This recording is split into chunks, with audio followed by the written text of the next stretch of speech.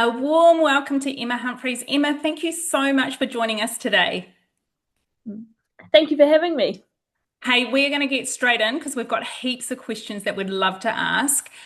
We always start with one question that we ask our guests, the same one, and it's all around a game-changing moment or person in their lives. So, are you able to share a moment or a person who has been a game changer in your life and just explain a bit how that's shaped you today? Yeah, I always go back to some of my happiest memories as a kid playing football. I remember, I think it was about 14 or 15, playing National League in New Zealand, and I remember looking up to a player, Wendy Henderson. She was the best number nine. Well, she's probably still the best number nine New Zealand's ever had, and I remember coming up thinking, I'd love to play with her. I got a little bit of an opportunity to play with her, but she actually became my coach. And We went on that season. She was just awesome with me as a young player. It was me and a really good friend of mine about the same age, and just always took the time. She didn't try and treat us the same as the older players, but also held us to like really high standards, but kind of knew when to boost our confidence and at the same time she knew I was probably always a bit cheeky and like that I would always push boundaries and things. So but I think she liked that about me and knew I had like things to offer, I hope.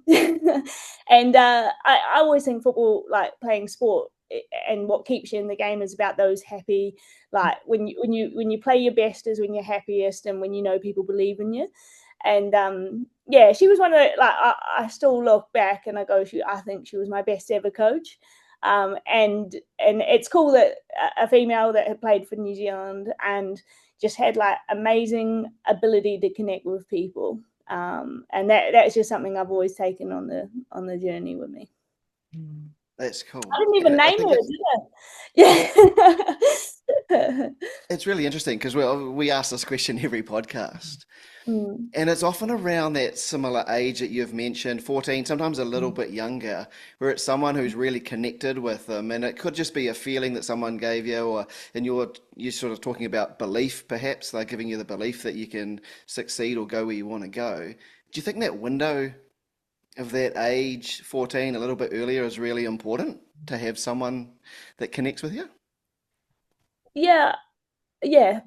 I've probably never thought of it like that actually, but yeah, it is that age you start to like figure out what you want to be doing. You're asking yourself a lot Mm, of questions between 14 and 16, and I think it is the start where you also kind of learning those skills of how to communicate with adults. How you operate in different settings and things like that. So you also highly influenced by your surroundings too. So yeah, I feel extremely fortunate for that for sure. nice. Hey, look, we want to dive into the art of helping players realize their potential. And like doing some reading about you, I came across this cool quote. And I love it. Especially because I think doing a lot of coaching myself, really think it is an art. There's obviously a lot of science behind different areas. But I think because of that connection piece with people, there is a real art, right? And you've said, I love the art of making youth players realize what they can be with a clear view of what it takes to make it at a senior professional level. I don't know if you can remember even saying that, but um, like that, I think that's really cool for people to hear, especially coaches. But I'd love to unpack that a little bit for our audience. If we're talking about the art of making youth players realize what they can be, what are some of the things that really go into that belief, I guess? Yeah, I think you're absolutely right. I don't. It's not a perfect science, and I think you have to keep like it's a constant challenge for a coach. You see players that you're like, oh wow, like look at what she or he could be, and there's so many factors as to whether that player goes on to be, what you see. I go back to confidence and belief are like absolute staples, you know, like they, how you as a coach bring out that confidence in someone, and the confidence and belief, you know, like that I am good enough. As my talent point goes up, my bravery goes up too, you know, like how do you keep getting that I guess that's where I say it's a bit of an art of like knowing when you've had a bit of a over challenge for someone that's quite young. And then, you know, when do you sort of need to put an arm around someone and like boost the confidence? At the same time, what you to really reach the highest level, they also need setbacks. They need to understand how to build those coping mechanisms and come out the other side. And it's that role of a coach and helping support players, like it's not never lose their confidence. They will, like every player at some point will lose that bit of confidence or that little bit of edge. That, you know, in football, it's when I notice it, if someone's a really good dribbler, and you see it in forwards, you know, they stop taking people on and start passing it backwards, sideways, all those sort of things. How do you then get the right challenge point to make them enjoy the game first again? You know, play with like that X factor that, you know, you saw in them. And then it's like, once I get that back again, right, it's sort of time again for another different challenge point. And I think that's the art of it, is like confidence, belief, the right challenge at the right time, and knowing kind of that balance of how to keep trying to get the best out of them when you really believe they have that top end kind of talent. And I've read cool. a few things that you've also said, like it's really important for them to, you know, be enjoying it and making sure that they've still got that fun aspect, and for them not to lose that as well. Yeah, no, you're spot on. But I think I was really young when I first took on the academy with the Whitecaps, the MLS group. And I remember when I was a young coach, we sort of always taught, so many different learning styles. You got to impact all of them at different moments. You got to do pre-meeting, followed by this, followed by, you know. And I remember I reflected one day and I was like, man, school's a long time for kids. And then I've just put them through another half hour of something that looks probably and feels like school, but I've tried to make it football. And I remember reflecting on that moment and going like, they're all bored in my pre-meetings. You know, and then the content becomes boring, and then when you do it on the pitch, it's like also like, oh, that's what we did in the classroom, you know. So I think like keeping it fun and remember it, like that memory of like why you play football, what you enjoy the most about football, especially when we talk about going through different challenge points or like going through little dips. It's like for an individual, it's what always is going to get the you know, go back to what makes them happy, go back to reinforcing that before you kind of then move on to other things. Because like I probably part of why I stopped playing the game was I just stopped enjoying it. Stopped enjoying playing for a period of time. And you know, I think we spoke the other day, something like the Phoenix may have picked a player like me back up. But we didn't have that back then. But I think that's why people fall out of the game at any point. So no matter whether I'm going to be like the highest, you know, one of the best players in the world, or whether I'm going to fall out of love with the game, like a lot of people do between 14 and 16, it's when people fall out, it's probably because they've stopped finding that fun element that they used to get out of it for multiple reasons. So no matter what we do when we're doing it, whether it's the highest end, lowest end, like, you know, the game, while you play sport, is because you enjoy it. Yeah, it's interesting, eh? It's something that schools struggle with teenagers massively, and you see that drop out at school, it just becomes really boring, and it just becomes focused on exams and knowledge rather than all those fun things that you might have done at primary school and intermediate. And then I think it's no different within sport, because that's where you go and play. And I remember listening to Jurgen Klopp talking about his players, and he was saying like, I have to make sure I give them 5v5 every now and again, because that's all they want to do. And if I don't, then they get grumpy and they are unfocused and everything. And so even at that highest level, it's super important, right? Oh, absolutely. And I think that's something I actually learned when I was at Liverpool, was because I'd always worked in the youth side of the game. Probably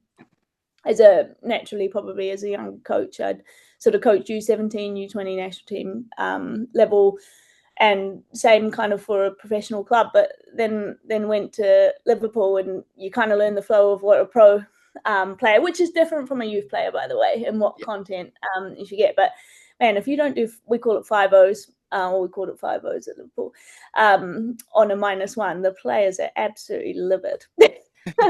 So every day before a game looks like that, and and you absolutely can argue, could you better spend your time? But clearly the answer in the research says no. Yeah, cool. You just said something that I want to dive into really quickly, and I think it's really important because you've worked in professional environments, you've worked in really high level youth, you're back here working in the Phoenix Academy with, you know, a range of youth. I think you're starting at 14s, aren't you, and going all the way up?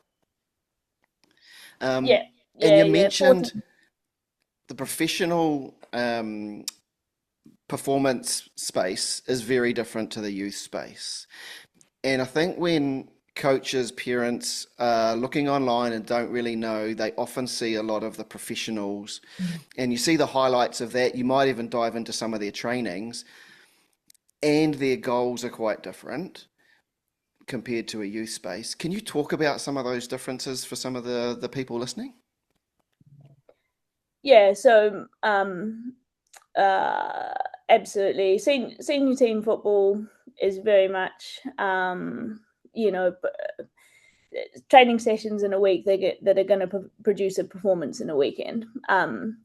Why that can't also be a curriculum for kids or, you know, younger players that are developing is that doesn't like broaden the spectrum of things that they need to develop across a year, because you know, there's many things you may not touch on as if the only focus is winning a game, and tactics to win a game.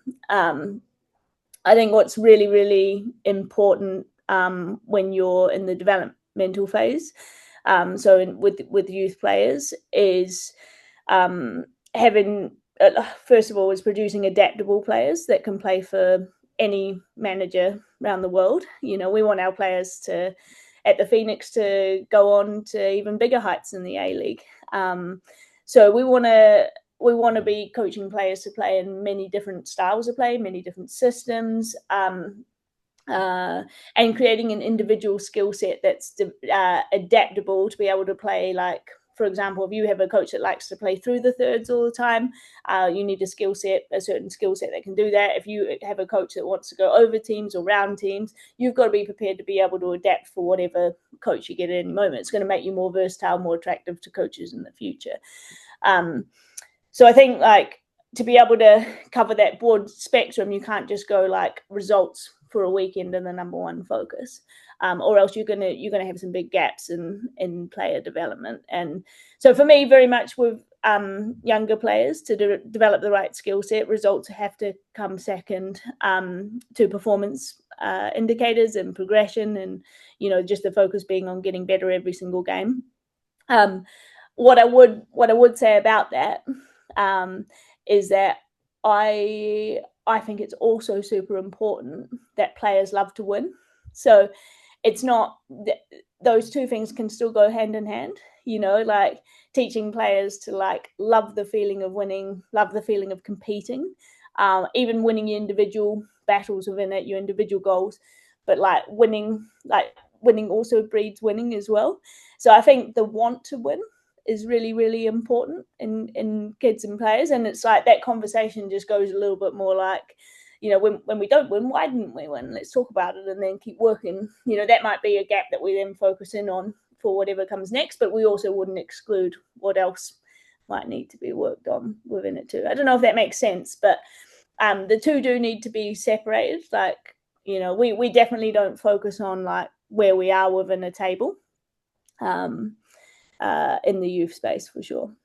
But you're still stepping across that white line, trying to win that game and talking about strategies and tactics to win. And I think that's really refreshing to hear. Winning's important in life, you know, and whether you make it, if you don't make it in football, you're still going to have a job and you're still going to want to climb a ladder or something like that. So those attributes come through. But I think I've seen it in certain spaces where people didn't have that understanding and they've gone too far the other way. where there's no thought about winning whatsoever. And I had to tell the story about a friend's daughter who playing in a pretty good little team. I think they're 10 or 11.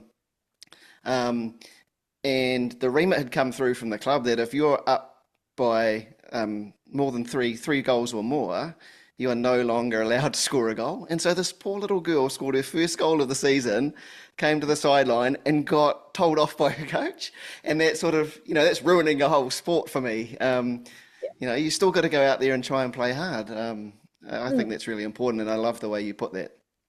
Yeah, no, absolutely. And there's lessons and wins and losses, and it's for the coach to know that there's a bigger picture. That's all. But every individual should walk on the park wanting to win every single game. Like, is my, like, why else do we play sport? Maybe I could be wrong. Of course, enjoyment, but you get more enjoyment when you're winning. So then producing winning, but also they go hand in hand. I create better individuals for the future. You're going to win more as you grow older. So that's the bigger picture side of it. But the mindset piece of, if I have a 1v1, I'm going to make sure I do my best to win that. If I don't, no problem. I'm going to come and ask my coach, what else can I do? What else can I be better at? And the same, it's for the coach to dig deep on helping the individuals get better. But it's certainly not a conversation where we're like, like we're the ones scrutinizing it. It's more in our environment. It's more player led, like reflection and the drive and desires to become better. I'm a big believer that needs to come from the individuals too, with the support of coaching staff. So Emma, you talked about like it's important for players to be able to adapt to different coaches and styles and things like that. If we look at youth athletes, what can they be doing to be proactive in their own journey? Youth athletes, I think the big one is just having an open mind to different styles. And when you're not seeing success in something, I do think we've got a bit of sometimes a culture where, like, I don't get success and then I look at the coach for not teaching me the right way or in my style or in my, I think if I'm speaking specifically to the youth athlete, it's like, also, as much as we're sort of challenging coaches who are the adults, but also challenge the player to try and understand as much first, or try and understand where coaching staff might be coming from if there's different challenges that they're asking of you, and problem solving skill sets are really, really important, and what goes alongside that is being really inquisitive, like ask good questions. If you're not getting the outcome you want, maybe it's a different coaching style, or maybe you also have to ask things in a different way, or it could be something that massive that you could be adding to your game that another coach is seeing in you that maybe someone before didn't. So I think that sort of inquisitive nature is probably one that the very best, I do believe, have, rather than that sort of mindset of like, oh, the coach is not teaching me right, this one worked for me before. So like sorry, Ben, I was just going to say, so asking for feedback and things like that, is that? Yeah, and being open to different coaching styles, because I think it's, if you've come through a system, you've had one sort of coaching method or one style of play and it's worked for you, sometimes it can be difficult to then go, oh well, here's another thing, but right now I'm not as good at it as what I was in something else. Like I give the example, like if you're a young player and you've always played a 4-3-3 and you had a lot of success in it, and this has been my role, I understand it really well and I've been good at it, then you get given a new shape, with a new coach that believes or sees something different in you, or you get asked to play a new position. Clearly the coach may have seen something in you where they might have moved you, or may have seen something about a different shape that's going to get the most out of a team. And it's grabbing hold of that opportunity, and it would diversify players, and create them with another skill set that will help them in the future, or they may see again in the future. So I think it's sort of being open-minded to the fact that there's many different styles of coaching, of teaching. And you're absolutely right. I think if you're not understanding, ask questions, and try to like really dig deep with those questions around like, okay, but what is it? What, when, how within the pitch, rather than what often players come to us is, can you give me some feedback? Yeah. But then the really the players that really want to learn, that sort of are not just, oh, the coach is not telling me what to do here, have those questions already in their head and have already thought about that next layer as well.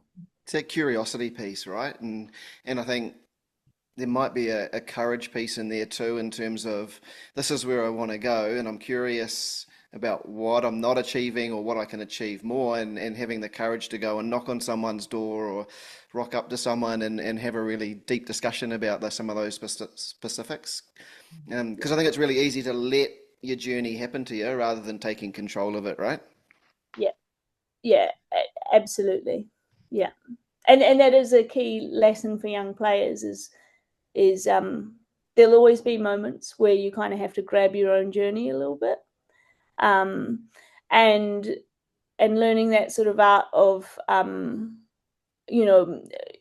being a little bit vulnerable to what I may not know, but also then not losing my confidence with it, which is that, like, and that's where the balance of a good coach sees that moment where they are being a little bit vulnerable, and they probably have already identified it themselves, and really go towards some of that problem solving with them, especially if a player comes and has done that little bit of work beforehand. They haven't just come, can I have some feedback? Like they've come with a football problem to you, and they're trying to dig deeper. For me, that's always a really, really good sign that you can kind of take that player on a bit of a journey. Do you do a lot of that work one-on-one with players, or do you do more sort of classroom based work when you're working on some of those, I guess, personal qualities and attributes that you want them to have? Is that more group work, or is it a mixture of you're doing some 1v1s if they're curious and coming up to you? How does that sort of look in your model? Yeah, so a little bit of both. So I think teaching, a large part of it is done in group settings, but that's usually to get the core content across. Then the best individual, so we do a lot of self-reflection too.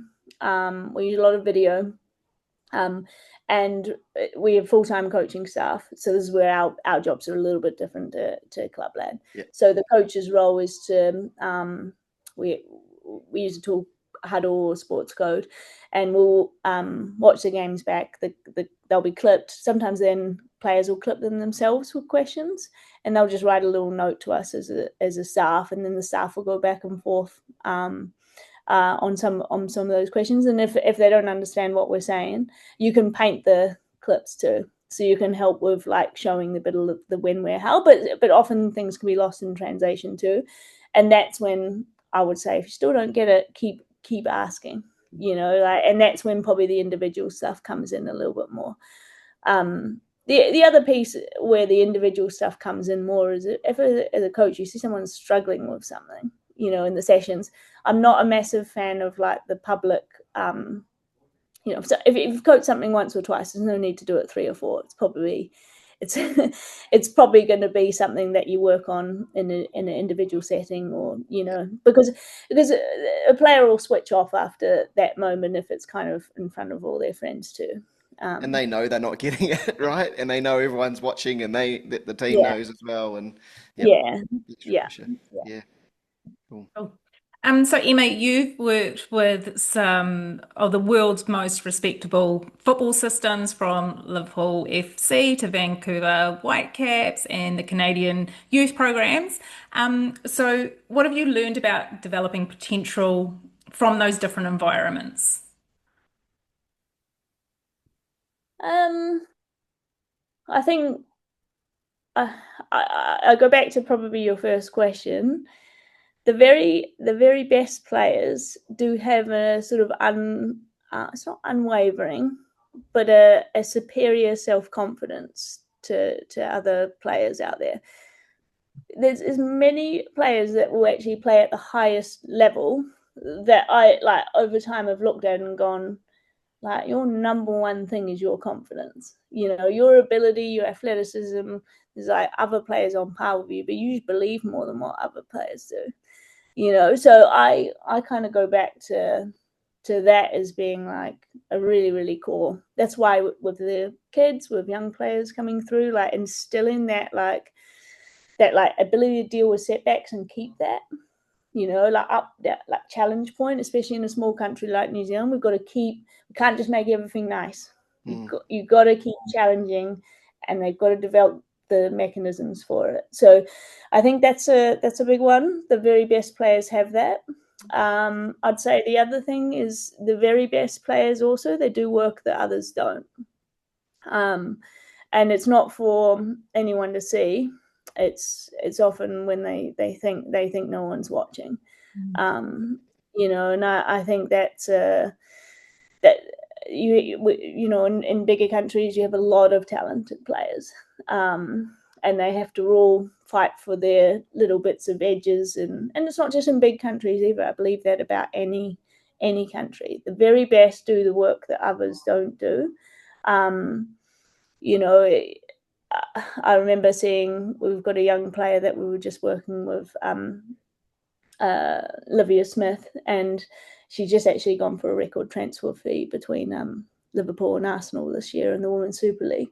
She was in our last U20 team, and she went for a really difficult period at college, came out the other side, and the biggest difference we as a staff saw, and it was she was the first. She was always there, first to breakfast every morning. After every session, watching the training session back, would come with questions for the coaching team afterwards. And this is a player that is highly, highly talented, probably arguably the best youth player in the world right now. And she sort of figured that piece out, I think. She'd always had the talent. She'd always had the X factor. But this was probably maybe that little missing piece, and it was really cool to see that little edge start to come out in her. And I don't think she will have lost it now, because I think she's only going to go on to bigger, better things. But when you see those players, those talented ones, start to be that person, first to arrive in the morning, eating the right foods, eating the putting in the work in the gym, working, one of the hardest trainers on the pitch, it's kind of a no-brainer for them when it comes out the other side with the product. Do you think that's one of the hardest things for younger players to understand, because you don't see it, and a lot of that hard work can be hidden away? And can you impact that through things like mentorship of some of these older players who are doing it with younger players and that? 100%. I think it comes from a culture. I think I'd like to think in our time at the Whitecaps, we started to build a little bit of that culture. One of the big things we identified was that football had become quite an elitist sport. We actually hadn't produced a player in Vancouver for 12 years before we started to tweak a few things within the Whitecaps Academy.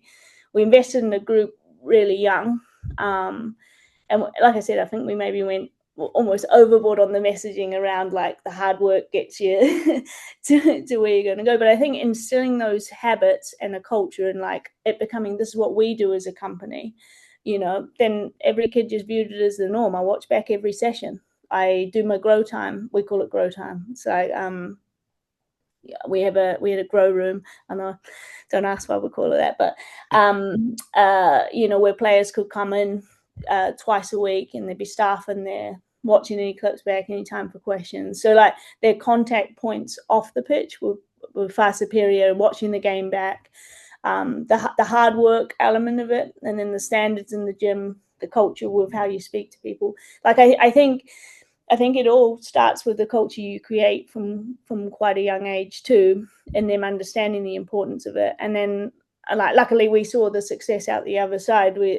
Three of the we worked with that group from 12 to 17 years old, and three of that group, by the time they turned 20, were on the gold medal winning team, and then another 3 or 4 have ended up playing for Canada too. So, like, I'm a massive believer in, and trust me, we didn't get everything right with that group. I was a young coach within it, and I was super lucky to be working with a talented group of coaches. But I think it all comes back to that culture and how you kind of pull those habits in together from a young age. Yeah, that's amazing, and what a cool story. I'm interested within that group. If you're taking them at age 12, do you have some who sort of grasp it straight away, and some who are at the tail who kind of get pulled along by the others for a while, and then it just does become a habit a little bit later on? Yeah, absolutely. Sorry, I say 12. That's Jordan Heitmer joined us early, but she was a local kid, and she was physically ready. Probably not emotionally ready, actually, is a really Yeah. good lesson of that from when she first started. But the core of that group were local based. So that's kind of an important part of it. And the start of how we train them didn't look like the end of how we train them either. So for context, it definitely wasn't the same program for Yeah. 5 years.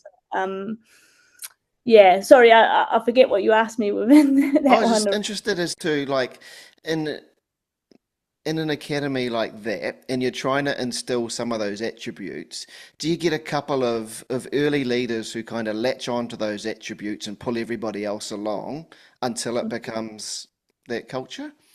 Or did they kind of just dive in straight away? I think we were also lucky that at that point in time, there was a lot of the senior Canadian, the whole Canadian team was actually based in Vancouver, Yeah. and the habits that we were trying to build all came from the habits that they were trying to instill into the senior team. So the young players actually got to see the older players doing the exact same thing and had role models of that.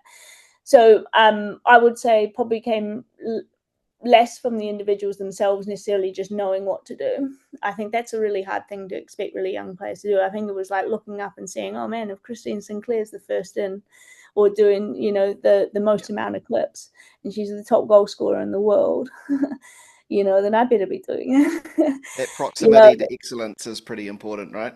yeah, yeah, yeah, Okay. exactly. So but then you always have some players that's high performance behaviors are above some of the others, um, and some that are like sort of slower adapters to it.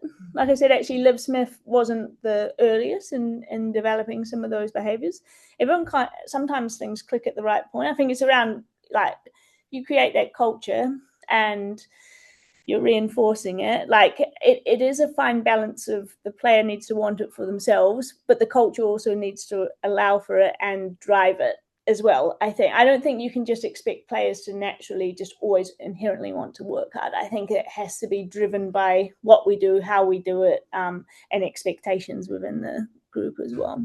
That was going to be my next question, because I don't think you can drive some of that as a coach, right? It has to come when the player's ready, Mm-hmm. and if they see it's something they want to add, then they will do it. If it's Yes. not, they won't. Is that kind of right? Yeah, yeah. Because also there's you can't. I don't think you can just say you need to work harder to someone. Like it's such a global statement. But I think I think I honestly think, like, every individual will come to their realize. Usually, it's a challenge point. Like, they'll get to a point where they've sort of got a bit of a roadblock, and then as a coach, that's when you sort of get that little opportunity to ask, okay, so, what we're putting in, what pieces are we putting in around this to problem solve, and that's usually a little opening to then go, okay, if we added this and this, let's start there and see if we come out the other side. And then there's always sort of 4 or 5 other little things that you could be adding. And then when they get success through doing something like that, they go, oh, it's a key part of my toolkit, Yeah. and then usually those behaviors start to form. I think that's usually, if you start demanding it, like you're not coming to training if you don't come to this, like I'm not a big believer that that's the way to get buy-in. I think it has to be across the years. Don't get me wrong, we have to have standards. Like there's minimum standards, but I also think you keep the love in the game by doing it more by positive reinforcement. But Emma, you spoke about the importance of, the culture, the values, the habits. So do you also work with like the families of the youth football players as well? Because I know as school teachers, so at school we're, driven by our values and things, but we also actually have to get the parents involved as well. Yeah. So we probably do the most amount with parents at the beginning to kind of educate them on like what does positive role modeling look like, what's going to get the best out of your son or daughter, just giving them practical examples of things that have happened in the past and what we're again just trying to walk them through. It's a difficult thing for a parent, I think, when your child is in high performance, because every parent comes in thinking that their child is going to make it at the absolute top. The reality of coming through an academy and making it straight through an academy to the top end is actually very slim, and it's sort of I think about 5%. So educating parents of like, what does success look like is the number one thing for me. And it can't be so outcome driven that like the only success from being in an academy is to be in a first team, because there's multiple ways to get into a first team. It's actually quite rare you just go academy first team. That's the thing that people don't get is, if I use our local example here, it's I come through an academy. If I don't right away get a contract, there's so many other good paths that in between could make me a better footballer, and then I get looked at again. For example, we have a national league here in New Zealand where we're always scouting players for the A-League women's team. Sometimes players need a little bit more time. Sometimes players like really connect with another coach that gets something out of them differently. Sometimes players will go to America or a different, on a university scholarship, because education then is super important. And then at the end of that, I'm going to look at what happens for me with my football. There's no like one avenue to what success looks like in terms of the footballing, let alone the other things that an academy can add to someone too. So I think it's like the academy's role to make sure that they paint a way bigger vision than making a first team as a goal. Our job is to give the best possible football experience to every single player in our academy. I can't guarantee every single player walks away happy with us, but like that is my goal. In that, like, we've added to every single individual, and they go on to achieve the best that they can achieve within it. And they know that there's never like an end to their journey until they want it to be an end. That's the key for me.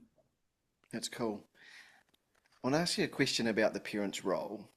If you took a step back and kind of thought, what would the ideal things that your ideal parent who's helping you with their child achieve success in that academy space, what would that ideal parent sort of be doing or not doing even? Yeah, I enjoy having parents around. I think like I said, it's our role as a company to make sure that they understand the bigger picture. And as long as parents are buying into the bigger picture, then I think parents are great to have around, because they're the ones that their kids look to for the most part. They're the ones that can more often than not positively reinforce more than what we can. They're the ones that they'll confide in. They're the ones that will tell the kids to come often. That the high performance behaviors are often helped even more by parents at home than the context that we necessarily get with them.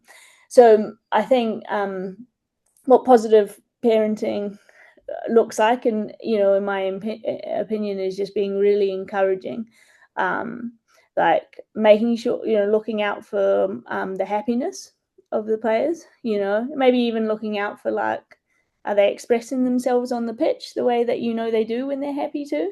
Are they communicating in a really positive way with you, with their friends? Like, even any changes, things like that. And then like coming with a collaborative approach with the coaching team. I think that's if everyone's goal is to make every individual better in the academy, challenging the parents to look at it like we're part of your team, and making that success for your child in the future, whatever that looks like.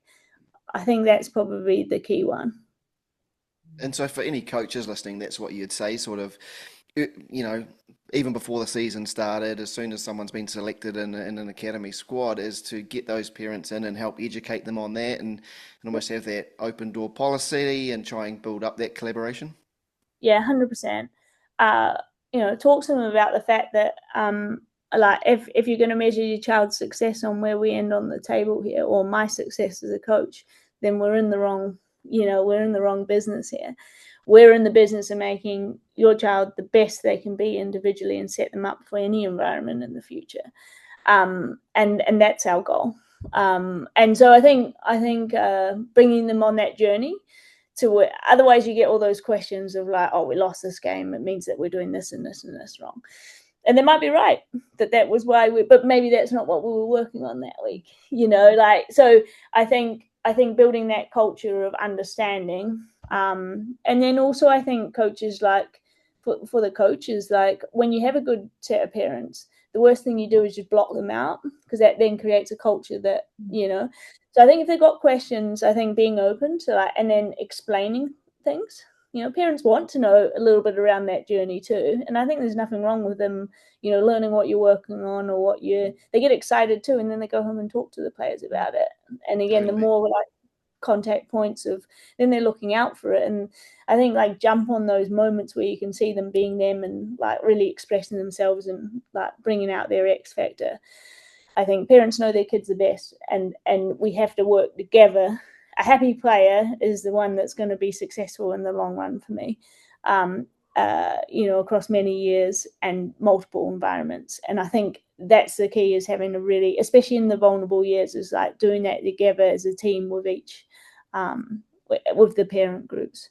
So I think our staff are, they're always there. We always have windows. So we do quite often say straight away after a game is not great timing for parents to interact with it. But also coaches are human too. They may be frustrated, totally. with certain things, so we do put a couple of boundaries around, but one of the big things is be approachable, because that interaction is important. Yeah, for sure. And I think like you say, if you get those parents on board and you educate them and you're all moving in the same direction, what a cool place and culture that can be, and the kids will feel that as well, won't they? Yeah, 100%. Awesome. Right. So we're just looking at now some questions around building the right environment here in New Zealand. What makes the football developmental landscape here in New Zealand unique? Both maybe the opportunities and the challenges. Yeah, with the footballing landscape, I'd say in sport, Kiwis are unbelievable athletes. We're such outdoorsy people. I never want us to lose that. Coming home has made me really realize that. I'm super lucky. I have a 7-year-old, and he's just outside all the time. Catch him climbing trees still and things. I'm not sure if they're supposed to still do that, but he does. Bare feet in the rain. Yep, out there. Yeah. That was the funniest thing he said. When we first got, because he refused to wear bare feet. Oh, really? No, the concept of being in public in your bare feet, and it's a very Kiwi thing, right? Yeah. Kiwi thing. And I remember telling people, I'm like, yeah, in New Zealand, walking in the supermarket, people will be walking around in their bare feet, and people look at you like you're mad. Yep. Jack, he's slowly going barefooted, but it's taking its time. But yeah, I mean, all that kind of stuff is so important, and it's an X factor. Playing multi-sport at a younger age, and even as they're progressing a little older, multi-sport is an important part of what we do, because it makes us like versatile athletes. I don't think in football, this is my personal opinion, I would never want to be Barcelona if I didn't pick a country, did I? Spain. If I ever was coaching the Ferns or the All Whites, because I don't think it brings out our best attributes. And I don't think, we have an absolutely different footballing culture. So I think someone that's going to try to be Spain would always fail. I think what we have is unbelievable athleticism, and we have like our top end athletes punch above their weight because our sporting IQ is super, super high. Where we're used to watching different games and just like instinctively reading principles, and I've always loved rugby since I was I used to get up and watch the All Blacks, and my daddy's South African, but he's an All Blacks fan. And I've never played rugby in my life, but I used to. Sorry, never play, only at like school and things, but I could pick up the principles of the game because that's what Kiwis do. I could probably do the same thing, if I would still be able to, jump in with netball. Probably not. I'm not tall enough, but I think I'm a massive believer in that being an X factor, and taking that and then like building teams that also work on, if you go what would be a weakness of a population like New Zealand is naturally going to be, we don't have that culture that they're playing from like 2 or 3 with each other, and then the amount of top end players to like push each other to be the best technically is going to be our biggest gap. But I think New Zealand football does a really good job of trying to mitigate that with the girls playing with the boys. So innovation, so Kiwi. That doesn't really happen in very many other. I was surprised again coming back in a good way how much we're still doing it, and like need to be doing it even more. Girls playing with boys, and on the boys side, making sure that we're like really, really honing in on the decision-making aspect and focusing in on the technique, playing boys up at the right, challenge points, things like that, more than what other countries, and building connections. Because the bonus of being a small country is, like the current All Whites team right now, I think it's like 80% between Ole and the Phoenix that help. Some of that. So connections are really important. I know that's a big thing that the All Whites current campaign talks about too. So yeah, like strengths and weaknesses, but I think the best version of us hones those strengths and the sporting IQ, because we get sports better than other countries and we know how to win. Yeah, that's really interesting. And is some of that getting, some of these coaches into those environments? We are a small country. It's pretty easy to get around. I know back in the day we went down to Ole. They were using Tovo methodology. So we went and did those courses and then brought that in and trained in the same way, and it works. But if you're not doing that, then you're not seeing, the processes and the systems over time that some of these youth players are going through, right? Do you think we need to do that a little bit more, maybe? Like innovation, stay up with like researching what other countries might be doing, researching other small countries on a footballing landscape that punching above their weight. What are they doing? But never losing who we are either. Like that's the key, is like what bits can we take from others, but never try and be them. That's I look at, like, I remember when I was here first time around for a whole of football playing, I was really lucky to be part of the first ever rollout. And Japan was a country that was studied a lot, because the number one thing that we knew was we had a big technical gap and a decision-making gap under pressure. So Japan's like on the women's side at that point had won a World Cup with like 40,000 female players. And, at the time we were around 25,000 or something like that. So a great little population to study, to go, what are they doing? And I think obviously made some really good gains in that. I think, now looking back at now going 10 years on, I get to come back to the whole of football 2 rolling out next year, which is really cool. But I think my number one thing is like okay, we've actually now got a generation that, don't get me wrong, we've still got technical gaps. We've still got, we can be technically more proficient, 100%. But my big one is like, don't lose sight of who we are. We have some big, strong, fast athletes too, and now we have technicians to find them the ball. Yeah. It's That's interesting though too, right? Like I've seen some of the Japanese trainings and they get drilled at a young age. And I think yeah, if you do that to a Kiwi kid, they're like walking off and playing a different sport, right? yeah, yeah, 100%. And I think I better say this because I think Bev helped write the curriculum for some. But I think that's where they tried to like take the concepts and then build that into a Kiwi reality. Yep. Like the station rotation, Yep. things like that, where it's like multiple. Yeah, we have parent volunteers. That's also been an interesting one coming back. I forgot how much the volunteer base builds is the absolute heart of Kiwi sport, which is really cool actually. But then really clever with how you minimalize, like the forcing a parent to do an hour session, which is hard work. Like really clever little Yep. innovative things like that. Yeah, absolutely. Yeah.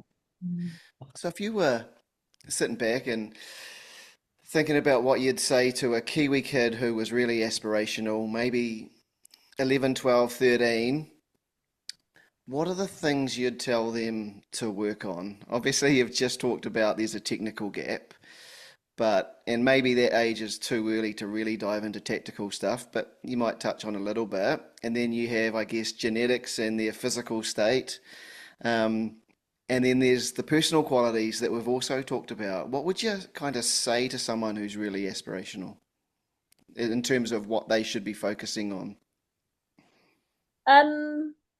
Yeah. So there are absolute from a younger age, like the number one thing would be decision making, technical execution, because you don't know how anyone's going to grow. Yep. And anyone can play football at the highest level. There's certain things that will give you an advantage or not, but I'd focus way less on the physical side in the younger age groups.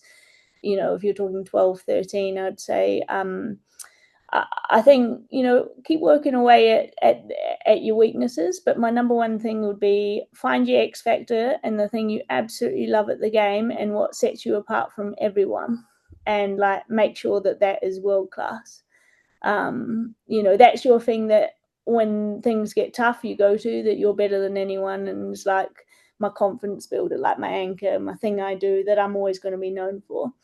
My super strength. Yeah, absolutely. And I think like the confidence, bravery, like belief in yourself, just knowing like that like for me, I'd way rather see a player in that, when that challenge point gets really tight, I'd way rather see a player fail trying to take a touch beyond a defender because it's the right thing to do, or but maybe my touch doesn't go quite right. That bravery to just be the best version of you. Those are the players that have that confidence at that next, like that that I think are going to go on to be those winners. And so I think you can build that too. That's because I think it's inevitable that confidence, belief, challenge point, like that's inevitable. But finding your way to come out the other side, that's a real art to keep working on that. And also for young players, if you're struggling with that, they can also reach out and get help with that as well. That's sports psychs. We obviously work pretty closely with a team of them as well within our academy, and it's like the mental skills are just as important as the physical in that space. Yeah, and like I know you've said it multiple times today that self-confidence and that belief is what takes you to the top, really. Does that come from really knowing that you have the super strength that is better than everybody else, and I guess maintaining and keeping it there? Or is that just part of the puzzle? Yeah, I think it is. If I have unbelievable vision and awareness, and I can keep the ball better than anyone, or I look and play forward better than anyone, then I think I know I have one thing I can always go back to. Yep. yeah, the same as centre back. If I'm an unbelievable, no one beats me. Like players make such good careers out of it, and we've had so many for New Zealand. Yeah. You know, if I'm the best defender in this team, like that's going to get you on a park.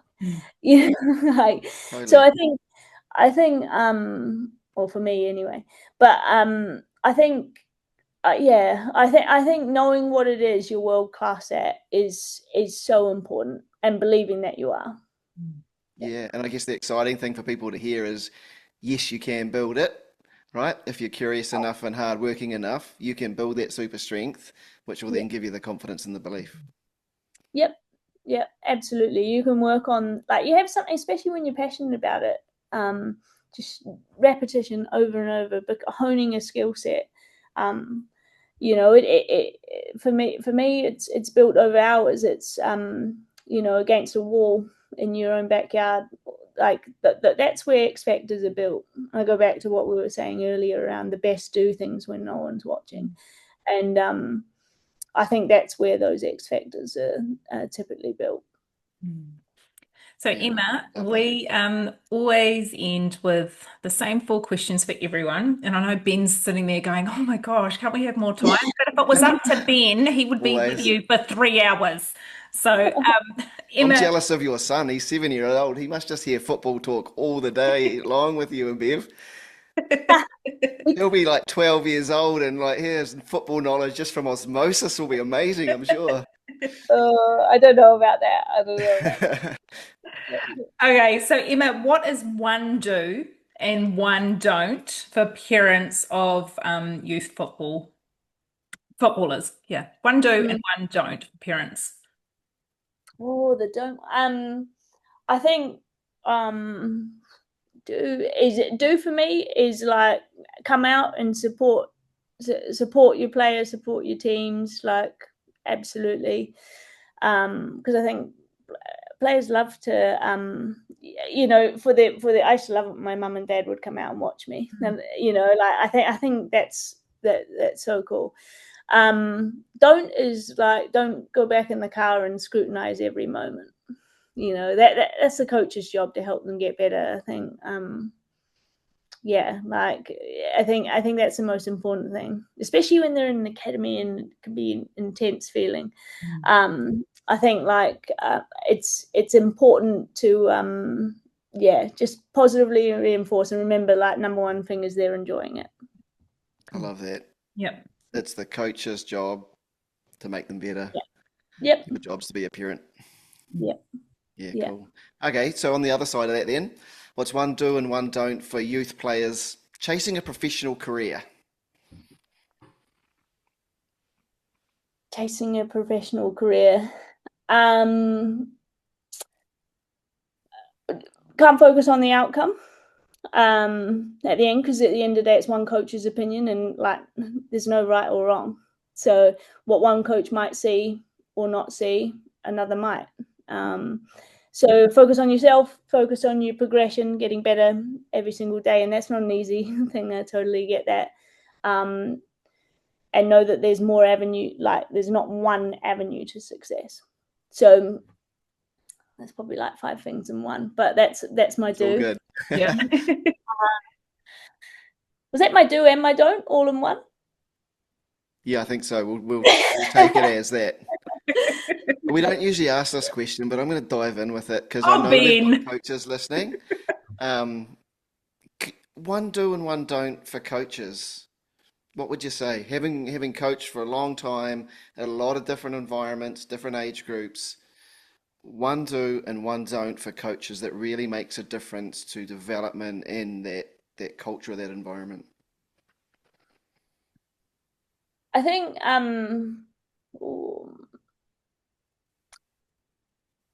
I think my do is like hold standards and be firm but be fair. Like and you know, like I think that's really important for like overall team culture. And if I go back to the coach that I think really inspired me to want to keep playing and to want to play for her, it was that you always knew things were fair, and I always knew I was going to get better, but the standards and like expectations were very, very clear. I think that's really important. Don'ts for coaches. I think I probably mentioned it. Like, there's no need for public shaming when players aren't getting things right. I think that's when I go back to the individual then needs the attention. Team contexts are for like team growth, and small amounts of individual growth, of course. But then, like, when things get hard, take a personal approach with it. Yep. Cool. I love what you said, firm and fair. In my teaching and in my coaching, I had 3 Fs: firm, fun, and fair that we worked Yeah, on. So yeah, feel all right. Are you saying those things? yeah. I've got to add the Cool. third one. Yeah. Yep. So what is one book or tool or resource that you could recommend to either parents or players?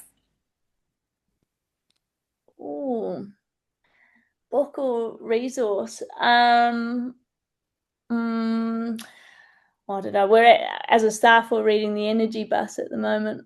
I don't know if you guys have read that book. No, I haven't. The energy bus? The Energy Bus is about like the power of positive, positive mindset, positive thinking, positive energy. And it's not to say you have to be positive all of the time, but a lot of really cool lessons in it. And if I was a parent, I can't even start with where we're going within the bigger picture of the book, because I'll give it all away. But I think, like, in summary, it's kind of about perspective, and just making sure you always have like perspective of the bigger picture of everything, and how much like being like spreading that positive energy amongst your team, your players, or for a parent, and to reinforce that within the players, and how powerful that can be, is really important. So I'm probably not doing it justice there, but No, that's good. It's really cool. It's something I'm gonna pull out and have a read of. We're talking with Anna Veal, who's from Fresh Coaching, who's sort of a performance coach as well. And one of the things we're talking to her around is positivity versus toxic positivity. And so that's going to be really interesting in terms of a bit of background in that as well. So awesome. Yeah. Hey, look, and finally, you've been overseas, multiple places. You've come back to New Zealand with your family. What legacy is it that you're hoping to sort of leave on youth football in New Zealand, and I guess with the Phoenix as well?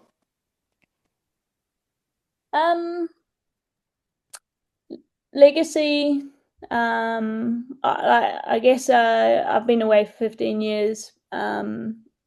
Spent some time in some like pretty good high performance environments. I think, we have the only professional academy here with the Phoenix in New Zealand, so it's a real unique opportunity to be able to help professionalize the standards, systems, and processes, to make this a really world-class system for talent coming through.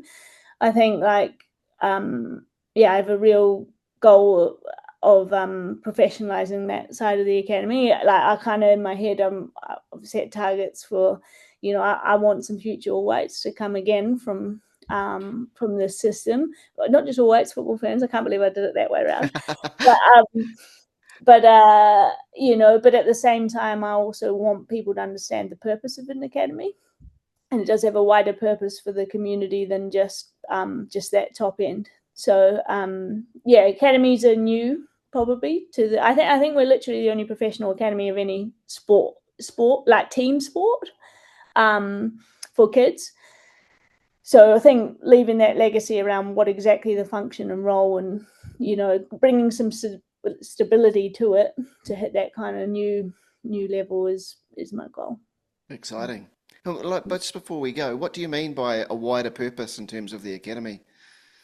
Yeah, I mean, we have 180 kids right now in our academy. Not all of them are going to go on to be first team players. Yep. Our wider purpose would be if some of those players then go on to graduate, and the best version of them go on to play in Central League, that then increases that level. We produce 10 goalkeepers within the academy, the really good goalkeepers, we end up picking a couple at the top end. Again, it's going to increase the local level of talent as well. I want more players within our academy to get university scholarships because of football. I want, more players to be playing National League that we've helped be a higher level than previous generations. And absolutely, I want more football ferns and all whites to come out of our academy than ever before. I think that's like, I'm super competitive, and that's like obviously like a big goal, and like my boss would say that has to be number one. But I think that wider, like there's a full picture around it, and I just go back to I want every player to get the best footballing education in our environment. How exciting. And like if you got 180 in there at the moment, who knows how big you grow, but looking at those tentacles reaching out over time into some of them, understanding those standards and what it takes, and them becoming coaches around the country and things like that can only really, benefit us as a country, right? Yeah. I hope so. Awesome. Yeah. Hey, Emma, look, so thank you so much for coming on today. I've got so much out of it. I know our listeners will. I love how you talk about development, how you talk about the individuals and all those different aspects, but really helping them as people before helping them as footballers. And I just love that you also think winning is super important in there as well. We are super lucky to have you back here in the country. Thank you so much for coming on and sharing all your knowledge with everyone today. Thank you very much for having me. Thanks.